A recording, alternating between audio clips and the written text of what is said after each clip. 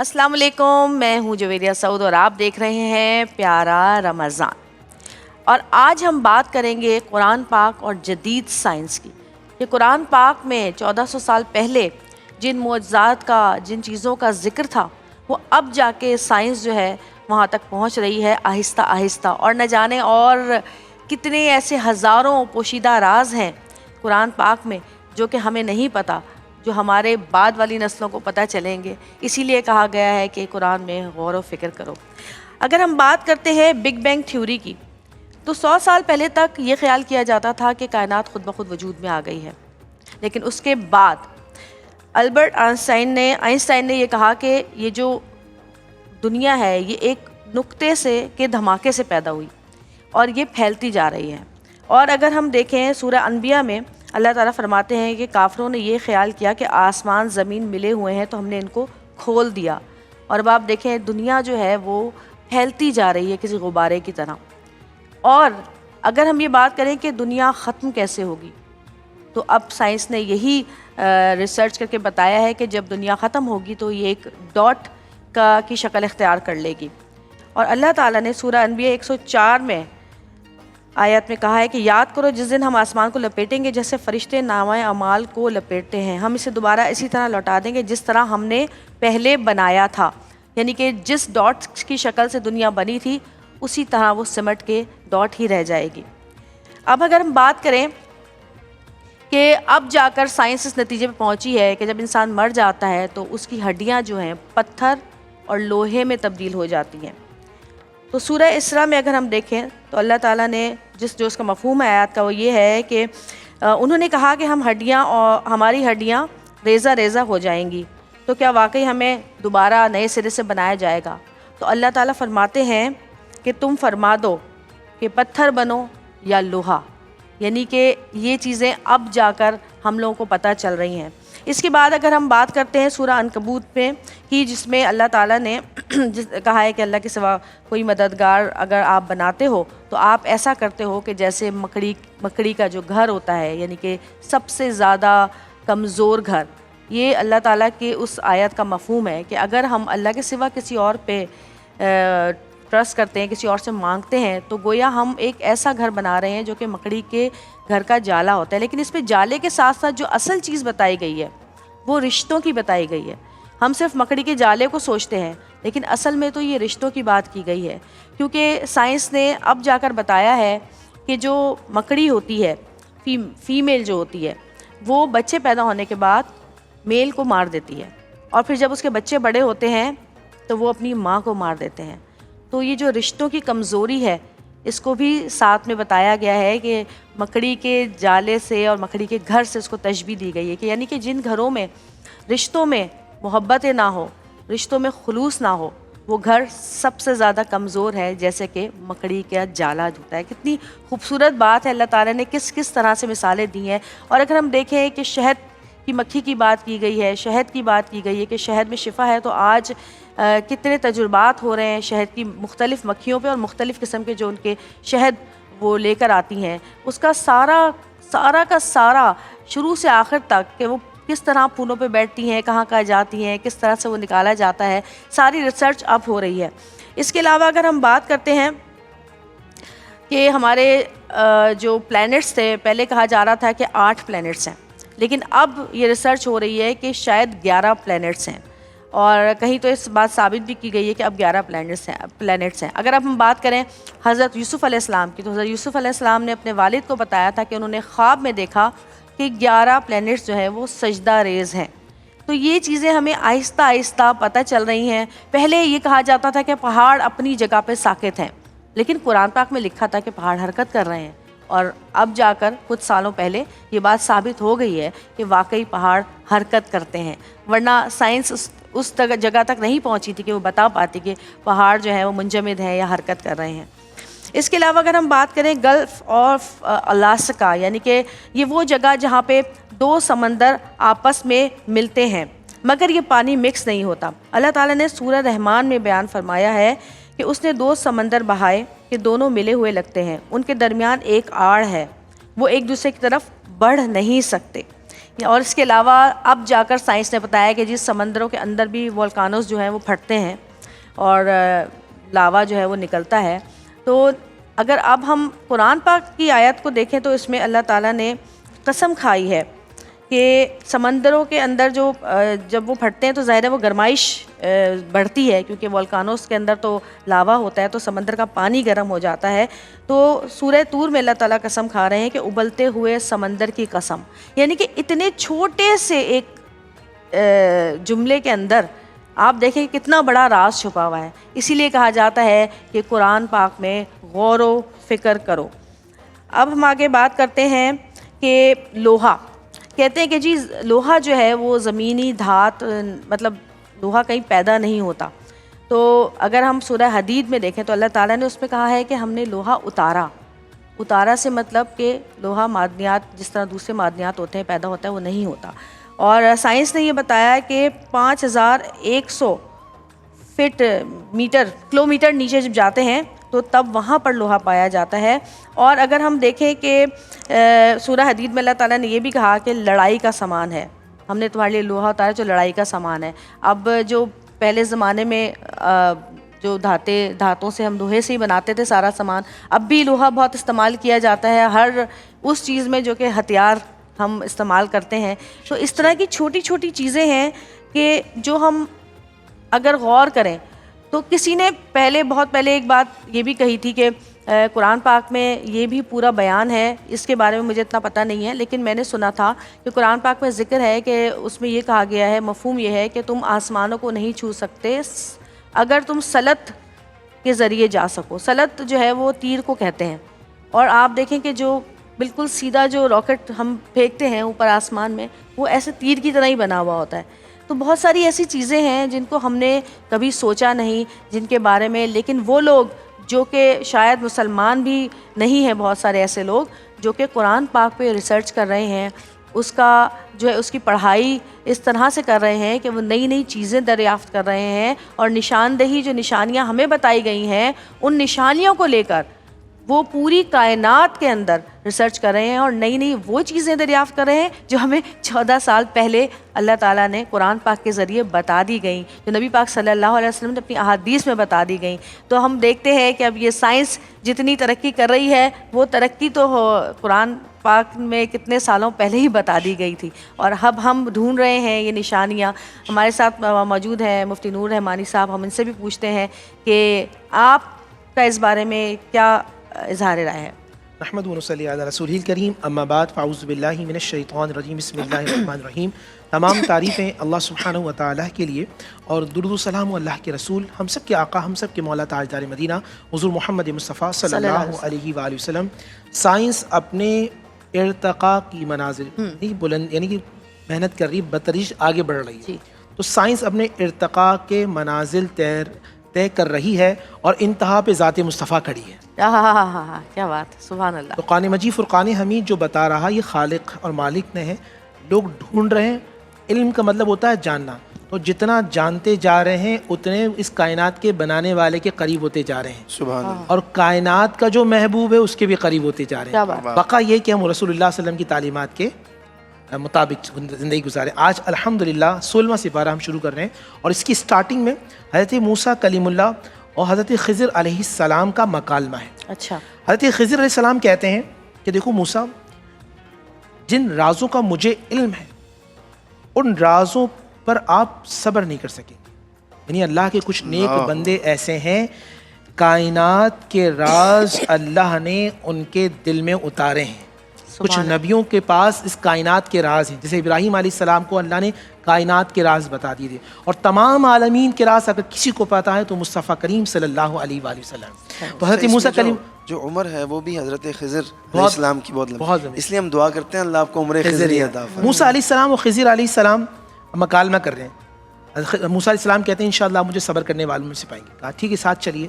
ساتھ چلتے ہیں تو حضرت خضر علیہ السلام ایک کشتی میں بیٹھتے ہیں. کشتی والے ان کو لے کے جاتے ہیں. وہ جیسے ہی اتر رہے ہوتے ہیں تو کشتی میں سوراخ کر دیتے ہیں. موسیٰ کلیم اللہ کہتے ہیں یہ کیا کیا؟ خضر علیہ السلام کہتے ہیں میں نے آپ سے کہا تھا نا آپ خاموش رہیے گا، صبر کیجیے گا. پھر آگے جاتے ہیں تو ایک بچہ ہوتا ہے خوبصورت سا، اس کو قتل کر دیتے ہیں. تو یہ کیا کیا آپ نے؟ ایک ناحق قتل کیا. کہا میں نے آپ سے کہا تھا کہ آپ خاموش رہیے گا. پھر آگے جاتے ہیں تو گاؤں والوں سے کھانا مانگتے ہیں کہ ہم مسافر ہیں، ہمیں کچھ ہماری مدد کی جائے، ہیلپ کی جائے. تو جتنے گاؤں کے لوگ تھے وہ منع کر دیتے ہیں. وہاں ایک دیوار گر رہی ہوتی ہے اور دیوار کو وہ سیدھا کھڑا کر دیتے ہیں. اب یہاں میرے دل میں ابھی یہ بات آئی، کچھ چیزیں ایسی ہوتی ہیں جس کو ہم سمجھتے ہیں ہم برباد ہو گئے، ہم ختم ہو گئے، مگر وہ اللہ کی حکمت عملی ہوتی ہے. اللہ برباد نہیں بلکہ ہمیں آباد کر رہا ہوتا ہے. کیا بات. کبھی کبھی درخت جب آگے پیچھے نکل رہے ہوتے تو مالی کاٹ دیتا ہے، اور مالی جیسے ہی کاٹتا ہے وہ درخت مضبوط ہو جاتا ہے، اور ان کے نیچے جو چھوٹے پودے ہوتے ہیں وہ بھی بڑھ جاتے ہیں. اسی طرح انسان جب پریشانی، تکلیف، آزمائش میں ہوتا ہے تو اللہ تعالیٰ تھوڑا سا کاٹ جھاٹ کرتا ہے اور انسان اس میں کامل ہو جاتا ہے. موسیٰ کلیم اللہ اب بتاتے ہیں، حضرت خضر علیہ السلام بتاتے ہیں کہ دیکھو کشتی میں سوراخ اس لیے کیا، آگے بادشاہ کے لوگ تھے، وہ اچھی کشتی کو چھین لیتے، اور میں نے سوراخ اس لیے کیا تھا تاکہ آپ کی کشتی محفوظ ہو جائے. اس کے بعد لڑکے کو میں نے اس لیے قتل کیا تھا، یہ بڑا ہو کر اپنے ماں باپ کو کافر بنا دیتا. کسی کے بچے کا انتقال کر جاتے ہیں تو وہ چھوٹے بچے ماں باپ کو جنت میں لے جاتے ہیں. کبھی کبھی اللہ تعالیٰ اس لیے بچوں کو اپنی بارگاہ میں بلا لیتا ہے. جو دیوار گر رہی تھی وہ یتیم بچوں کی تھی، اور ان کے آباء و اجداد 7 نسل اوپر نیک لوگ تھے، ولی تھے. اور اس میں کہا کہ ان کے والد، ایک روایت میں ان کے والد ولی تھے، اور دیوار کے نیچے ان کا خزانہ موجود تھا. حضرت ذوالقرنین علیہ السلام کے حوالے سے یہ بات ہے کہ اللہ سبحانہ و تعالیٰ نے ذوالقرنین علیہ السلام کو زمانے کی بادشاہت دی. وہاں ایک لوگ تھے، اچھا یہاں بھی میرے دل میں ابھی یہ بات پڑھتے ہوئے آتی ہے، وہاں لوگ تھے وہ تکلیف میں تھے، آزمائش میں تھے. اگر آپ اللہ سے سچی دعا کریں گے تو اللہ کسی نہ کسی کو مددگار بنا کر بھیج دے گا. اور اللہ تعالیٰ مدد انسانوں کی صورت میں فرماتا ہے، یہ ذہن میں رکھیے گا. جب آپ اللہ سے کامل یقین رکھیں گے، اللہ سے دعا مانگیں گے، تو اللہ نے مددگار کس کو بنا کے بھیجا؟ ذوالقرنین علیہ السلام کو مددگار بنا کے بھیجا، جس نے لوہا اور تانبا پگھلا کر ایک ایسی مضبوط دیوار بنائی کہ یاجوج اور ماجوج وہاں موجود ہیں. جب اللہ چاہے گا قرب قیامت میں تو وہ باہر نکلیں گے. آخری آیات میں یہ بات بتائی جا رہی ہے، سارے سمندر سیاہی بن جائیں، سارے درخت قلم بن جائیں، اور پوری زمین کاغذ بن جائیں، وہ رب کی شان بیان نہیں کر سکتے. اب سورہ مریم شروع ہو رہی ہے. حضرت زکریا علیہ السلام کو بشارت دی جاتی ہے کہ اللہ تعالیٰ آپ کو بیٹا یحییٰ علیہ السلام عطا فرمائے گا، جس کو اللہ نے بچپن سے ہی نبوت اور کتاب عطا فرمائی. ان پر سلام ہو ان کی پیدائش کے دن، ان پر سلام ہو ان کی وفات کے دن، ان پر سلام ہو قیامت کے دن جب ان کو اٹھایا جائے گا. تو اس سے معلوم ہوا کہ نبی کی ولادت پر سلام بھیجنا یہ اللہ کی سنت ہے، اور جب نبی اس دنیا سے چلے جائیں تب بھی ان پر سلام بھیجنا یہ اللہ سبحانہ و تعالیٰ کی سنت ہے. اچھا سورہ کہف کی بات ہو رہی ہے تو آج جمعے کا دن ہے، کہا جاتا ہے کہ جمعے کے دن سورہ کہف پڑھنی چاہیے. بالکل بالکل ایسا ہی ہے. وہ جو سورہ کہف پڑھتا ہے اللہ تعالیٰ اس کو دجال کے فتنوں سے محفوظ کر لیتا ہے. اور میرا یقین ہے کہ صرف دجال نہیں بلکہ اللہ زمین اور آسمان کے فتنوں سے بھی اللہ اس کو محفوظ فرما دیتا ہے. اب حضرت مریم علیہ السلام، فرشتہ ان کے پاس آیا اور کہا کہ میں رب کی طرف سے بھیجا ہوا فرشتہ ہوں، میں آپ کو لڑکے کی بشارت دینے آیا. وہ کہتے ہیں مجھے تو کسی بشر نے چھوا نہیں. فرمایا یہ اللہ کے لیے بڑا آسان ہے، ان اللہ علی کل شیء قدیر کا مالک ہے. اور پھر اللہ سبحانہ و تعالیٰ ان کو حمل عطا فرماتا ہے. وہ ایک جگہ جاتی ہیں، کھجور کا درخت ہوتا ہے سوکھا ہوا، ایک روایت کے اندر ہے کہ سوکھا ہوا ہوتا ہے، اور اللہ تعالیٰ ان کی ہاتھ میں برکت دیتا ہے کہ وہ ہاتھ لگاتی ہیں، وہ سوکھا ہوا درخت ہرا بھرا ہوتا ہے اور اس میں پھل آ جاتے ہیں. اور جب ان کو خواہش ہوتی ہے وہ پھل نیچے گرتے ہیں، وہ پانی یعنی کہ وہ کھانا کھاتی ہیں، اور پانی کے لیے اللہ نے ان کے قدم کے سامنے نہر کو جاری و ساری فرما دیا. اور پھر حضرت عیسیٰ اللہ کی پیدائش ہوتی ہے. یہ بڑی پریشان ہے. اللہ نے فرمایا تم پریشان نہ ہو، جب تم سے لوگ پوچھیں یہ کون ہے تو بچے کی طرف اشارہ کرنا. وہ گاؤں کی طرف جب جاتی ہیں تو لوگ جو ہیں پوچھتے یہ کیا ہے، ما ھذا، یہ کیا ہے؟ فرمایا یہ بچہ بتائے گا، اور وہ بچہ بولتا ہے انی عبداللہ. اب دیکھیں جو چھوٹا بچہ پیدا ہوتے ہی کہے انی عبداللہ، میں اللہ کا بندہ ہوں، اللہ نے مجھے کتاب، رسالت، حکمت عطا کی ہے، مجھے بابرکت بنایا ہے، اور مجھے نماز کا حکم دیا ہے، اور مجھے زکوٰۃ ادا کرنے کا حکم دیا ہے. اس کے بعد حضرت اسماعیل علیہ السلام کا ذکر آتا ہے کہ اسماعیل علیہ السلام اللہ کے سچے رسول ہیں. اس کے بعد حضرت ادریس علیہ السلام کا تذکرہ آتا ہے کہ اللہ نے ان کو آسمانی دنیا میں اٹھا لیا. قیامت کے دن کے حوالے سے بتایا جاتا ہے کہ سب اللہ کے سامنے حاضر ہوں گے، اور سب اللہ کے سامنے اپنے اپنے کیے ہوئے اعمال کے بارے میں بتائیں گے اور جواب دیں گے. اب سورہ طہ شروع ہوتی. یہ قرآن نصیحت کے لیے بھیجا گیا ہے. یہ قرآن اللہ سب جانتا ہے، وحدہ لا شریک ہے.